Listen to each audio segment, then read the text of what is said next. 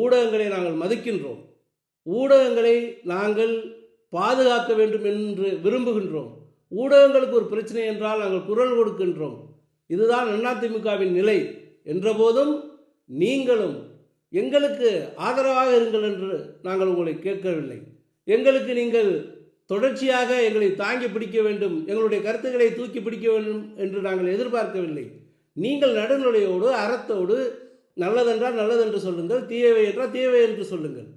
நீங்கள் பேச மறந்த கதைகள் இந்த ஒரு வாரத்தில் எத்தனை நீங்கள் இந்த கற்பழிப்புகள் பற்றி பேசினீர்களா? கோயம்புத்தூரில் நடந்தது, திருப்பூரில் நடந்தது. இந்த கள்ளச்சாராயத்திற்காக 2 இளைஞர்கள் வெட்டி கொல்லப்பட்டார்களே, அது குறித்து பேசினீர்களா? இந்த எறும்பு கடித்து ஒருத்தர் இறந்து விட்டார் என்று சொல்கிறார்களே, அது பற்றி விவாதித்தீர்களா? இப்படி எதை பற்றியுமே நீங்கள் விவாதிப்பதில்லை. பெரிதாக செய்தியோடு அது நின்று விடுகிறது.